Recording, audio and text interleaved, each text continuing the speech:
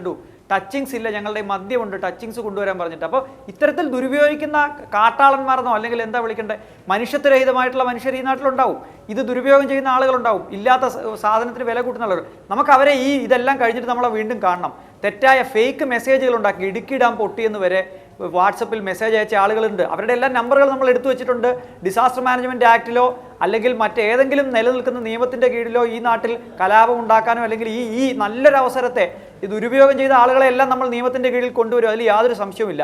എനിക്ക് തോന്നുന്നത് ഇത്തവണത്തെ ഈ ദുരന്തമെങ്കിലും നമ്മുടെ മുന്നിൽ നിർത്തിക്കൊണ്ട് കേരളത്തിൽ ആയിരക്കണക്കിന് ചെറുപ്പക്കാർ വോളണ്ടറി ചെയ്തുകൊണ്ട് നീന്തൽ അറിയാവുന്ന ആളുകളെ കൊണ്ടുപോയി തിരിച്ചു കൊണ്ടുവരാൻ കഴിയുന്ന ആളുകൾ, തോണി തുഴയാൻ കഴിയുന്ന ആളുകൾ, പലതരത്തിലുള്ള സംഗതികൾ, ഭക്ഷണം എത്തിക്കാൻ കഴിയുന്ന ആളുകൾ, വോളണ്ടറി ചെയ്യാൻ കഴിവുള്ള ആളുകളുണ്ട്.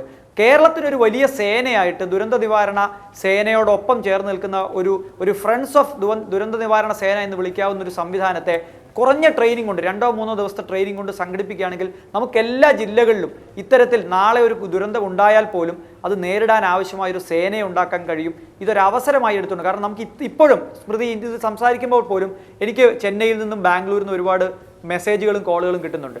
ഡോക്ടർമാരുടെ സംഘങ്ങൾ 5-10 സംഘങ്ങൾ കേരളത്തിൽ വരാം, എവിടെയാണ് ഞങ്ങൾ പ്രവർത്തിക്കേണ്ടതെന്ന് ചോദിക്കുന്നു. കേരളത്തിൽ എവിടെയാണ് നമുക്ക് കോൺടാക്ട് നമ്പർ കൊടുക്കുക, ആരുടെ കോൺടാക്ട് നമ്പറാണ് കൊടുക്കുക? DMOയോട് ചോദിക്കുമ്പോൾ അവർക്ക് അതിനെപ്പറ്റി കോർഡിനേറ്റ് ചെയ്യാൻ അറിയുന്നില്ല. സ്വാഭാവികമായിട്ടും കേരളത്തിന് വെളിയിൽ നിന്നുള്ള ആളുകളുടെ സേവനം കൂടി നമ്മൾ ഈ സമയത്ത് ഉപയോഗിക്കണം. അവരോട് വരാൻ പറയണം, ഇതിൽ പങ്കെടുക്കാൻ പറയണം, അവർക്കൊരു കോൺടാക്ട് പോയിന്റ് കൊടുക്കണം. വോളണ്ടറി ചെയ്യാൻ കഴിവുള്ള മുഴുവൻ ആളുകൾക്കും ഒരു കോൺടാക്ട് പോയിന്റ് കൊടുക്കാൻ കഴിയുന്ന രീതിയിൽ അവരെ ചേർത്ത് വയ്ക്കുന്ന ഒരു കോർഡിനേറ്റഡ് സംവിധാനം കൂടി ഇതിന് വേണം. തീർച്ചയായും ഹരീഷ്, ഇപ്പോൾ ഇതിനിടയ്ക്ക് എനിക്കും വന്നിരിക്കുന്ന മെസ്സേജാണ്, രക്ഷാപ്രവർത്തകർ വിളിച്ചിട്ടും തിരിഞ്ഞു നോക്കാത്ത ചില പ്രദേശങ്ങളുണ്ട്. അങ്ങനെ ഒരു പ്രദേശമാണ് കാലടിയിൽ മാണിക്യമംഗലം. അവിടെ നിരവധി കുടുംബങ്ങൾ ഈ മാസം 14 മുതൽ ഭക്ഷണവും വെള്ളവും ഇല്ലാതെ നിൽക്കുന്നു. 14-ാം തീയതി മുതൽ പലതവണ വിളിച്ചു, ആരും തിരിഞ്ഞു നോക്കുന്നില്ല. എന്തെങ്കിലും ചെയ്യണമെന്നാവശ്യപ്പെട്ടുകൊണ്ടാണ് ഈ മെസ്സേജ് വന്നിരിക്കുന്നത്. എന്തെങ്കിലും ചെയ്യാൻ സാധിക്കുമോ? ഈ പ്രദേശം എങ്ങനെയാണെന്ന് ഹരീഷിന് അറിയുമോ? മാണിക്യമംഗലം കാലടിയിലാണ്. മാണിക്യമംഗലത്തിൻ്റെ ഒരു പ്രശ്നം, അതിൻ്റെ 2 വശങ്ങളിലും വലിയ തോതിലുള്ള ജലശേഖരമുണ്ട്, അതായത് പാഡി ലാൻഡ്സ് ഉണ്ട്. അപ്പോൾ അതുകൊണ്ട് തന്നെ പുഴയുടെ ആ ഭാഗത്ത് വല്ലാത്ത ഓവർഫ്ലോ ഉണ്ട്. അതുകൊണ്ട് ആ ഭാഗത്തേക്ക് 2 തവണ പോകാൻ ശ്രമിച്ചിട്ട് പോകാൻ കഴിയാതെ അവർ തിരിച്ചു വരികയായിരുന്നു. അതുപോലൊരു പ്രദേശമാണ് കടുങ്ങല്ലൂർ എന്ന് പറയുന്ന പ്രദേശം. ഈ കടുങ്ങല്ലൂരും ഒറ്റപ്പെട്ട വീടുകളിൽ 30-40 ആളുകൾ, 100-ലേറെ ആളുകൾ കുടുങ്ങിക്കിടക്കുന്നതായിട്ട് പറഞ്ഞിട്ടുണ്ട്. ഈ 2 പ്രദേശങ്ങളിലേക്കും നമുക്ക് ഇന്നലെ രാത്രിയും ഇന്ന് പകലും എത്താൻ കഴിഞ്ഞിട്ടില്ല പൂർണ്ണമായിട്ട്. അങ്ങോട്ട് പോകുന്നതിന് ഏറ്റവും പ്രധാനപ്പെട്ട തടസ്സമായി നിൽക്കുന്ന ഈ പറഞ്ഞ പോലെ ഇത്തരം കെട്ടിടങ്ങളുടെ ചുറ്റുപാടുള്ള മതിലുകൾ, ആ ബോട്ട് പുറത്തെത്തിയിട്ട് അവരെ വിളിച്ചു കഴിയുമ്പോൾ അവർക്ക് സ്മൃതി ഏറ്റവും വലിയ പ്രശ്നം ഇപ്പോൾ ഈ ചൂണ്ടിക്കാണിക്കപ്പെട്ട ഒരു ക്ഷേത്രത്തിന്റെ പ്രദേശമാണ്. അവിടെ അവർ 2ാം നിലയിലാണ് നിൽക്കുന്നത്. അതിന്റെ താഴത്തെ നിലയിൽ മുഴുവൻ ഒരു നിലയിൽ കൂടുതൽ വെള്ളമാണ്. അവർ താഴത്തെ നിലയിൽ ഇറങ്ങിയിട്ട് മാത്രമേ അവർക്ക് പുറത്തു വരാൻ പറ്റുള്ളൂ. പുറത്തു വന്നാലേ അവർക്ക് ബോട്ടിൽ കയറാൻ പറ്റുള്ളൂ. ഈ ബോട്ടിൽ പോകുന്ന ആളുകൾക്ക് അവരെ താഴെ ഇറക്കി കൊണ്ടുവരാനുള്ള സംവിധാനം ഇല്ലാത്തതുകൊണ്ട് തിരിച്ചു ഹെലികോപ്റ്റർ സഹായമല്ലേ സാധ്യമാവുകയുള്ളൂ? അതാണല്ലോ താങ്കൾ പറഞ്ഞു വരുന്നത്. അവിടെ കുട്ടികളുണ്ട്, ചെറിയ കുട്ടികളുണ്ട്, വൃദ്ധന്മാരുണ്ട്. ഒരു വലിയ സംഘം 14-ാം തീയതി മുതൽ ഭക്ഷണവും വെള്ളവും ഇല്ലാതെ ഇരിക്കുകയാണ്. നമ്മൾ അവിടുത്തെ ഗൂഗിൾ ഇമേജ് വെച്ച് നോക്കിയപ്പോൾ അവിടെ മരങ്ങളുള്ളത് കൊണ്ട് നേരിട്ടൊരു എയർ ലിഫ്റ്റിംഗ് സാധ്യമല്ല. ഈ 3 കോളുകളാണ് എനിക്ക് വന്നത്. അപ്പോൾ ആ 3 കോളുകളുള്ള സ്ഥലം ഞങ്ങൾ ലൊക്കേറ്റ് ചെയ്തു. അത് ട്രാൻസ്ഫർ ചെയ്യാൻ നോക്കിയപ്പോൾ അവിടെ എല്ലാം മരങ്ങൾ തിങ്ങി നിറഞ്ഞ സ്ഥലങ്ങൾക്കാണ്. ഈ ടെറസുള്ള ബിൽഡിങ്ങുകളിലല്ല ഇവർ നിൽക്കുന്നത്. അതുകൊണ്ട് തന്നെ എയർ ലിഫ്റ്റിംഗ് സാധ്യമല്ലാത്ത സ്ഥലങ്ങളാണ്. അതുകൊണ്ടാണ് എനിക്ക് തോന്നുന്നു വ്യോമസേനയ്ക്ക് അങ്ങോട്ട് പോകാൻ പറ്റാതെ. നമ്മൾ ആദ്യം തന്നെ അത് ശ്രമിച്ചതാണ്. അത്തരം സ്ഥലങ്ങളിൽ വാസ്തവത്തിൽ വലിയ ബോട്ടുകൾ പോയി 40-ലധികം ആളുകളെ ഒരുമിച്ച് കൊണ്ടുവരാൻ പറ്റുന്ന ബോട്ടുകൾ പോയി കൊണ്ടുവരേണ്ടതാണ്. ഈ മാണിക്യമംഗലവും ഞാൻ നേരത്തെ സൂചിപ്പിച്ച 2-3 സ്ഥലങ്ങൾ, കടുങ്ങല്ലൂർ ഉൾപ്പെടെയുള്ള സ്ഥലങ്ങളിലേക്ക് കൂടുതൽ ആളുകൾ പോകേണ്ടതാണ്. കാരണം താങ്കൾക്ക് കാര്യത്തിൽ എന്തെങ്കിലും ചെയ്യാൻ സാധിക്കുമോ? കാലടിയിൽ മാണിക്യമംഗലം 14-ാം തീയതി തൊട്ട് നിൽക്കുകയാണ്. പലരെയും വിളിക്കുന്നു. ഈ കാര്യത്തിനകത്ത് വീണ്ടും നമുക്ക് നേരിട്ട് തന്നെ മുഖ്യമന്ത്രിയുടെ ഓഫീസിൽ വലിയ ബോട്ട് തന്നെ വേണ്ടി വരും. അവിടെ അറിയിക്കാം. അവിടെ അറിയിച്ചിട്ട് അവരുടെ ശ്രദ്ധയിൽ ഉണ്ടാവും ഞാൻ കരുതുന്നത്. വലിയ ബോട്ടെന്ന് പറഞ്ഞാൽ വലിയ സാധാ ബോട്ടൊന്നും അവിടെ ഓടത്തില്ല, ഈ വെള്ളത്തിൽ നിൽക്കില്ല. ചെറിയ ബോട്ട് നിൽക്കില്ല, വലിയ നമ്മുടെ കാണുന്ന ബോട്ടുണ്ടല്ലോ ആ ബോട്ട് അവിടെ നിൽക്കില്ല. ഫിഷിംഗ് ബോട്ട് പോലുള്ള ബോട്ടുകൾ അത്രയും പവറുള്ള ബോട്ട് പോകും, പക്ഷെ അത്രയും പവറുള്ള ബോട്ട് പോകാനുള്ള ആഴവും കാണില്ല എനിക്ക് തോന്നുന്നതാണ്. പക്ഷേ ഇക്കാര്യം നമുക്ക് വീണ്ടും ഇവിടുന്നുള്ള ഈ മാണിക്യമംഗലം ആ ഭാഗത്തെ അഡ്രസ് ഹെലികോപ്റ്ററിനും പോകാൻ പറ്റില്ല, അല്ല വല്ലാത്ത അത്തരം മൈതാനികളുണ്ട്. ഇവിടെ തന്നെ ഈ ഇടവഴി കൂടി പോകുന്നത് പോലെ ബോട്ട് പോകില്ല. പോകുന്ന ബോട്ടെല്ലാം അടി കീറി പൊട്ടി ആളുകൾ മുങ്ങുകയാണ്. ഇങ്ങനെയൊക്കെയുള്ള പ്രശ്നങ്ങളുണ്ട് ഇതിനകത്ത്, ചെറിയ കാര്യമല്ല. അതുകൊണ്ടാണ് ഹോവർക്രാഫ്റ്റ് ആകുമ്പം, ഹോവർക്രാഫ്റ്റിന് വളരെ ഫാസ്റ്റാണ്. ഇത് വെള്ളത്തിൽ ടച്ച് ചെയ്ത് പറന്നു പോകുന്ന സാധനമാണ് ഹോവർക്രാഫ്റ്റ്. ഇപ്പോൾ ചെങ്ങന്നൂരിലെ ശ്രീ സജി ചെറിയാനിലേക്കും വരാം. അദ്ദേഹം ചർച്ചയിൽ പങ്കെടുക്കാൻ ആഗ്രഹിക്കുന്നു എന്നറിയുന്നു. ശ്രീ ടോണി ചമ്നി, ഈ രക്ഷാപ്രവർത്തനത്തിനിടയിൽ താങ്കൾ കണ്ട പോരായ്മകൾ, പരിഹരിക്കേണ്ടതായ പോരായ്മകൾ തുറന്നു പറയേണ്ടതുണ്ട്. ഇന്നിപ്പോൾ താങ്കൾ രക്ഷാപ്രവർത്തനത്തിന് മുന്നിട്ടിറങ്ങുമ്പോൾ എന്തൊക്കെയാണ് ഉടൻ വേണമെന്ന് കരുതിയ കാര്യങ്ങൾ? എൻ്റെ ഒരു വ്യക്തിപരമായ അഭിപ്രായമാണ് സ്മൃതി.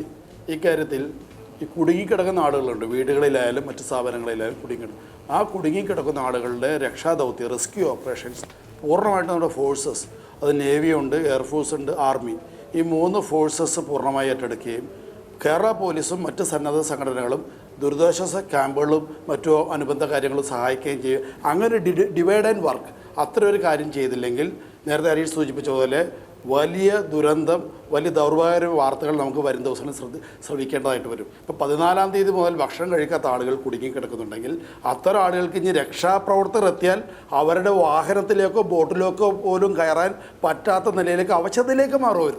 അതുകൊണ്ട് ഇത് വൈദഗ്ധ്യമുള്ള ആളുകളെ തന്നെ രക്ഷാദൗത്യം ഏൽപ്പിക്കണം. അതിന് ഒരു സാങ്കേതികത്വം നോക്കേണ്ടതായിട്ടില്ല, മറ്റ് നിലയിലുള്ള ഏതെങ്കിലും മാനസികാവസ്ഥ പ്രശ്നം ആവശ്യമായിട്ടില്ല എന്നുള്ളതാണ് എൻ്റെ അഭിപ്രായം. അതുകൊണ്ട് രക്ഷാദൗത്യത്തിന് അനുയോജ്യരായിട്ടുള്ള വൈദഗ്ധ്യമുള്ള ആളുകളെ തന്നെ ഏൽപ്പിക്കുക.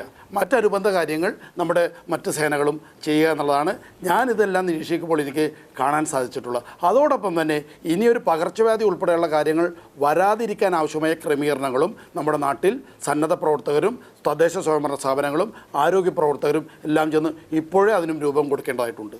ശ്രീ ഷുക്കൂർ, ഇപ്പോൾ നാളെ കൂടി ശക്തമായ മഴയുണ്ടാകുമെന്നാണ് കാലാവസ്ഥാ നിരീക്ഷകരുടെ പ്രവചനം. നാളെ കൂടി ഉണ്ടാകും, മറ്റന്നാളോടുകൂടി മഴ അവസാനിക്കും എന്നുള്ളതാണ് ഇപ്പോഴത്തെ പ്രതീക്ഷ. നാളെ കൂടി ശക്തമായ മഴയുണ്ടാവുകയാണെങ്കിൽ കുട്ടനാട് പ്രദേശങ്ങളുടെയൊക്കെ സാഹചര്യം എന്താണ്? ഈ നാളെ കൂടെ മഴയുണ്ടാകുകയാണെങ്കിൽ കുട്ടനാടിൻ്റെ സ്ഥിതി ഏറെ ശോചനീയമാകും. ഇപ്പോൾ തന്നെ കുട്ടനാട്ടിൽ കുറച്ച് അധികം ആളുകളെ നമ്മൾ പുറത്ത് കൊണ്ടുവന്നിട്ടുണ്ട്. കുട്ടനാടിൻ്റെ പുറത്ത് ആലപ്പുഴ ടൗണിലും അതിൻ്റെ പരിസര പ്രദേശങ്ങളിലുമായി കുറേ അധികം ആളുകളെ ക്യാമ്പുകളിൽ പ്രവേശിപ്പിക്കുകയും അവർക്ക് വേണ്ട സൗകര്യങ്ങൾ ഒരുക്കി കൊടുക്കുകയും ചെയ്തിട്ടുണ്ട്. പക്ഷേ ബാക്കി ഇനിയും കുറേ അധികം പേർ കുട്ടനാട്ടിലുണ്ട്. പക്ഷേ വളരെ ഭീകരമായ ഒരവസ്ഥയിലേക്ക് വീണ്ടും പോകും നാളെ കൂടെ മഴയുണ്ടായാൽ. മാത്രവുമല്ല, ഈ മലവെള്ളം വേലിയിറക്കത്തിൻ്റെയും ആ സാഹചര്യം കൂടി നമ്മൾ മനസ്സിലാക്കേണ്ടതുണ്ട്. അതിനെ വളരെ നന്നായി നമുക്ക് കൈകാര്യം ചെയ്യാൻ കഴിയുന്ന തരത്തിൽ കാര്യങ്ങളെ മുന്നോട്ട് കൊണ്ടുപോകാനുള്ള ഒരു നടപടി അതിൻ്റെ ഗൗരവത്തിലുണ്ടായിട്ടുണ്ടോ എന്നുള്ളത് ഇപ്പോഴും സംശയിക്കുകയാണ്. കാരണം ഇങ്ങനെ നമുക്ക് പോകാനാകുമോ? അതിനെ ഏതെല്ലാം തരത്തിൽ നമുക്ക് കോർഡിനേറ്റ് ചെയ്യാമായിരുന്നു. പക്ഷേ അതിന് വീഴ്ച വന്നിട്ടുണ്ട്. പക്ഷേ ഇത്തരണത്തിൽ അത്തരം കാര്യങ്ങളെ നമ്മൾ ചർച്ച ചെയ്ത് പോയാൽ അത് മറ്റൊരു ഒരു വിഭാഗീയമായ ഒരു ചർച്ചയുടെ ഭാഗമായി പോകും എന്നുള്ളൊരു തോന്നലുണ്ടാകുന്നത് കൊണ്ട് അതിലേക്ക് പോലും ഞാൻ വരാൻ തയ്യാറല്ല. എന്തായാലും ഇപ്പോഴും കുടുങ്ങിക്കിടക്കുന്ന 10,000-കണക്കിന് ആളുകൾ, അത് ഞാൻ നേരത്തെ പറഞ്ഞല്ലോ, പത്തനംതിട്ട ജില്ലയിലും ആലപ്പുഴ ജില്ലയിലും എറണാകുളം ജില്ലയിലും അതിൻ്റെ എണ്ണം വളരെ കൂടുതലാണ്. എന്തായാലും ഒരിക്കലും സംഭവിക്കത്തില്ല എന്ന് കരുതിയിരുന്ന സ്ഥലങ്ങൾ പോലും അങ്ങനെ പെട്ടിരിക്കുന്നു. അപ്പോൾ അവിടെ എങ്ങനെ ഇവരെ ഒരു രക്ഷാദൗത്യത്തിലൂടെ എങ്ങനെ രക്ഷപ്പെടുത്താൻ വളരെ വേഗത്തിൽ കഴിയും എന്ന് ഗവൺമെൻറ് ഇനിയും വളരെ കരുത്തുറ്റ നടപടികൾ സ്വീകരിക്കണം. അത് സ്വീകരിക്കാതെ നമുക്ക് ഇതിനെ ഒരു വിരാമം ഉണ്ടാകുമെന്ന് തോന്നുന്നില്ല. അല്ലെങ്കിൽ ഉണ്ടാകാൻ പോകുന്നത് നമ്മയെല്ലാം നെടുക്കുന്ന അത്തരത്തിൽ നമ്മുടെയൊക്കെ ജീവിതത്തിൽ ചരിത്രത്തിൻ്റെ ഒരു വല്ലാത്ത സംഭവമായി ഇതിനെ മാറും. അതിനുള്ള അവസരം ഉണ്ടാകരുതേ എന്നുള്ളതാണ് ഞങ്ങളുടെ എല്ലാം പ്രാർത്ഥന. എന്തായാലും ഒരുമിച്ച് നിന്ന് ഒറ്റക്കെട്ടായി രാഷ്ട്രീയമെല്ലാം മാറ്റിവെച്ച് നമ്മൾ മുന്നോട്ട് പോവുകയാണ്. അത്തരത്തിൽ ഉണ്ടായിട്ടുള്ള വീഴ്ചകളും പോരായ്മകളും പരാതികളും മാത്രമാണ് ഇവിടെ ഉയർത്തിയിട്ടുള്ളത്. ഇതൊന്നും രാഷ്ട്രീയമായിട്ടല്ല പറഞ്ഞിട്ടുള്ളത്. നല്ല സന്ദർഭങ്ങൾ ഉണ്ടായി നമ്മുടെ ഈ പ്രശ്നങ്ങളെ പരിഹരിക്കപ്പെടണം. അതിൻ്റെ സതുദ്ദേശത്തോടു കൂടി മാത്രമാണ് ഇത്രയും കാര്യങ്ങൾ ഞാൻ പറഞ്ഞിട്ടുള്ളത്. എന്തായാലും അതിനുള്ള അവസരം ഉണ്ടാകട്ടെ. തടസ്സങ്ങളെ, നീർച്ചാലുകളെ തടസ്സപ്പെടുത്തിയത് ഉൾപ്പെടെയുള്ള ഒരുപാട് കാര്യങ്ങൾ ഇനിയും പറയാനുണ്ട്. ഇന്നാണ് തോട്ടപ്പള്ളി സ്പിൽവേ പൂർണ്ണമായും നീരൊഴുക്കുണ്ടാക്കിയത്. അതുമെല്ലാം വളരെ ഗൗരവത്തിലെടുക്കേണ്ടതാണ്. തണ്ണീർമുക്കം ബണ്ടുമായി ബന്ധപ്പെട്ടിട്ടുള്ള തടസ്സങ്ങളും നീക്കം ചെയ്യാൻ ഇതുവരെ കഴിഞ്ഞിട്ടില്ല എന്നുള്ളതും ഇവിടെ എടുത്തു പറയേണ്ടതാണ്. ഇതൊക്കെ പറയുമ്പോൾ ഇതൊക്കെ രാഷ്ട്രീയമായി പറയുന്നതാണെന്ന് കരുതരുത്. ഇത് യാഥാർത്ഥ്യങ്ങളാണ്. ഈ യാഥാർത്ഥ്യങ്ങളെ തിരിച്ചറിയണം. അതിനനുസരിച്ചുള്ള നടപടികളായിരുന്നു വേണ്ടിയത്. അത് ഉണ്ടായില്ല എന്ന് പറയുന്നത് വളരെ വേദനയോടുകൂടിയാണ്. ശ്രീ കെ എൻ ബാലഗോപാൽ, ഇന്നിപ്പോൾ മുഖ്യമന്ത്രി വാർത്താ സമ്മേളനത്തിൽ പറഞ്ഞൊരു കാര്യം, ഇനി നാളത്തെ രക്ഷാപ്രവർത്തനം ഏറ്റവും കൂടുതൽ കേന്ദ്രീകരിക്കുന്നത് ചാലക്കുടിയും ചെങ്ങന്നൂരും കേന്ദ്രീകരിച്ചാണ്. അവിടെയാണ് ഇപ്പോൾ ഏറ്റവും വലിയ ദുരിതമുണ്ടായിരിക്കുന്നത് എന്നുള്ളത്. ഇപ്പോൾ ചെങ്ങന്നൂർ MLA ശ്രീ സജി ചെറിയാൻ പറഞ്ഞായി കേൾക്കുന്ന ഒരു കാര്യം, ചെങ്ങന്നൂരിൽ വലിയ ദുരന്തമാണ് ഉണ്ടാകാൻ പോകുന്നത്. അവിടെ 10,000 മരണമുഖത്താണ്. അവിടെ രക്ഷാപ്രവർത്തനത്തിന് ഹെലികോപ്റ്ററിൻ്റെ സഹായം ആവശ്യപ്പെട്ടിട്ടും കിട്ടിയിട്ടില്ല എന്ന് ഒരു MLAക്ക് പറയേണ്ടി വരികയാണ്. അതെ, സജി ചെറിയാൻ പറഞ്ഞത് പിന്നെ അവിടുത്തെ നേരിട്ടുള്ള അനുഭവത്തിൻ്റെ അടിസ്ഥാനത്തിലായിരിക്കും. ഞാനിവിടെ പറഞ്ഞല്ലോ, നമ്മളിവിടെ ഒരു ദുരന്തമുണ്ടായാൽ അതിനുള്ള എല്ലാ സഹായവും കിട്ടേണ്ട ഏജൻസികളിൽ നിന്ന് പരമാവധി ഇനിയും കിട്ടണം. ഇനിയും ഇന്ത്യയിലിപ്പോൾ ഇത്തരം ഒരു ദുരന്തം, ലോകത്തെ ഏറ്റവും വലിയൊരു ദുരന്തമാണ് ഇപ്പോൾ നിലവിൽ ഇത്തരം ഒരു ദുരന്തം നിൽക്കുന്നത്. അപ്പോൾ അതുകൊണ്ട് എല്ലാ സഹായങ്ങളും സാഹചര്യങ്ങളും ഉണ്ടാക്കാൻ ഇന്ത്യ ഗവൺമെൻറ് സഹായം, ചില വിദേശ ഏജൻസികളുടെ ഉൾപ്പെടെ സഹായം ഉണ്ടാവണമെങ്കിൽ എല്ലാം തരേണ്ട ഒരു പേരൻ്റലായി പ്രവർത്തിക്കേണ്ട ഏജൻസി എന്ന നിലയിൽ കേന്ദ്ര ഗവൺമെൻറ് എല്ലാ സഹായവും പ്രതീക്ഷിക്കുന്നു. അവിടെയാണ് ഒറ്റ തർക്കം. സൈന്യത്തെ ഏൽപ്പിക്കേണ്ട. സൈന്യവും സംസ്ഥാനവും എല്ലാം സഹകരിച്ചുകൊണ്ട് ആ കാര്യം ചെയ്തുകൊണ്ടിരിക്കുകയാണ്, ഇനിയും ചെയ്യണം. പക്ഷേ ഇവിടെ സജി പറഞ്ഞത് ഞാൻ മനസ്സിലാക്കുന്ന, അവിടെ വേണ്ടത്ര ഹെലികോപ്റ്ററുകൾ എത്തിയിട്ടില്ല. ഹെലികോപ്റ്ററുകളെല്ലാം നമുക്ക് കേന്ദ്ര ഗവൺമെൻറ് സൈന്യത്തിൻ്റെ കയ്യിലുള്ളതാണ്. അവിടുന്നുള്ള ഞങ്ങളുടെ ചില സുഹൃത്തുക്കളോടും സഹാക്കളോടൊക്കെ സംസാരിക്കുമ്പോഴും ഈ ഹെലികോപ്റ്റർ ഹെലികോപ്റ്ററിൽ പോയിട്ട് ആളെ തൂക്കിയെടുക്കുക എന്ന് പറഞ്ഞാൽ അത്ര ഈസി അല്ല. നേരത്തെ പത്മകുമാർ പറഞ്ഞ പോലെ മേളിലെല്ലാം ഇങ്ങനെ റൂഫൊക്കെ ഇട്ടേക്കുന്ന സ്ഥലത്ത് ഈ ഹെലികോപ്റ്റർ കാണാൻ പറ്റില്ല. അതുപോലെ ഹെലികോപ്റ്റർ ആരോഗ്യമുള്ളവരെ തൂക്കിയെടുക്കാൻ പറ്റും. ഇങ്ങനെയൊക്കെയുള്ള പ്രശ്നങ്ങളുണ്ട്. പക്ഷേ വല്ലാത്തൊരു സ്ഥിതിയാണ് അവിടെ ഉള്ളത്. ഈ പറഞ്ഞ പമ്പ, പെരിയാറിൻ്റെ കുറച്ച് നമുക്ക് കൺട്രോൾ ചെയ്യാൻ പറ്റി. പമ്പ ഏറ്റവും വിശദമായി, പമ്പയും മണിമലയും അച്ചൻകോവിലും കൂടി ചേർന്ന് വരുന്നൊരു ഭാഗമാണ് നമ്മുടെ ആ വയനാട് കായലിലേക്ക് വരുന്നത്. അതങ്ങനെ ആകെ പരന്നൊഴുകുകയാണ്. അവിടെ ഈ കൂടുതൽ ശ്രദ്ധ ഉണ്ടായേ പറ്റൂ. അതിനകത്ത് മുഖ്യമന്ത്രി ഉൾപ്പെടെ ആ കാര്യത്തിൽ ഇടപെടുന്നേ മനസ്സിലാക്കുന്നത്. പക്ഷേ ഹോവർക്രാഫ്റ്റിൻ്റെ കാര്യം അവിടെ നിന്നുള്ള ആളുകൾ, ഹോവർക്രാഫ്റ്റ് എന്ന് പറയുന്ന ആ ഒരു പ്രത്യേകതരം ബോട്ട് വന്നാൽ മാത്രമേ ഈ സ്ഥലത്തേക്ക് പോകാൻ പറ്റൂ. ബാക്കി എല്ലാ പരീക്ഷണവും പരാജയപ്പെട്ടു. ഹെലികോപ്റ്റർ പോയിട്ട് ഹെലികോപ്റ്ററിനെയും കൂടുതൽ വേണം. കാരണം രണ്ട് സൈഡിൽ കൂടെ നദി ഒഴുകുന്നതിൻ്റെ നടുക്ക് നേരത്തെ ആവശ്യപ്പെട്ടതാണ്, അതൊന്നും തികയുന്നില്ല. നടുക്ക് എത്തണമെങ്കിൽ നമ്മൾ ഏത് തരം ബോട്ടാണെങ്കിലും അതിൽ കൂടി പോകാൻ കഴിയില്ല, കാരണം അത്ര ഫാസ്റ്റാണ്. അപ്പോൾ ഈ ഹോവർക്രാഫ്റ്റ് ആണെങ്കിൽ ഈ വെള്ളത്തിന് മേളിൽ കൂടി അതിൻ്റെ പ്രൊപ്പല്ലർ കറങ്ങിയിട്ട് പോകുന്നൊരു തരം ഇതാണെന്നാണ് ഞാൻ മനസ്സിലാക്കുന്നത്. അപ്പോൾ അങ്ങനെയുള്ള അത് തന്നെ അധികം നമ്പറൊന്നും കിട്ടുന്നില്ല, ഏതോ വരുമെന്നാണ് പറയുന്നത്. അങ്ങനെയൊക്കെയുള്ള കാര്യങ്ങൾ വന്നില്ലെങ്കിൽ വല്ലാത്തൊരു ആശങ്ക തോന്നുന്നൊരു സ്ഥിതിയാണ് ആ ചെങ്ങന്നൂർ, പാണ്ടനാട്, തിരുവനന്തപുരം എന്നൊക്കെ പറയുന്ന സ്ഥലത്തെ സംബന്ധിച്ച് എനിക്ക് തോന്നുന്നത്. ചാലക്കുടിയിലെയൊക്കെ എനിക്ക് തോന്നുന്നു കുറച്ചുകൂടി ആളുകളെ മുൻകൂട്ടി കണ്ട് ഈ ചെങ്ങന്നൂരൊക്കെ ഉള്ള അനുഭവത്തിൻ്റെ അടിസ്ഥാനത്തിൽ കുറച്ചുകൂടി ആളുകൾ മാറാൻ വേണ്ടി തയ്യാറായിട്ടുണ്ടെന്ന് തോന്നുന്നു. കുറച്ചുകൂടി ആളുകൾ പെട്ടുകിടക്കുന്നുണ്ട്.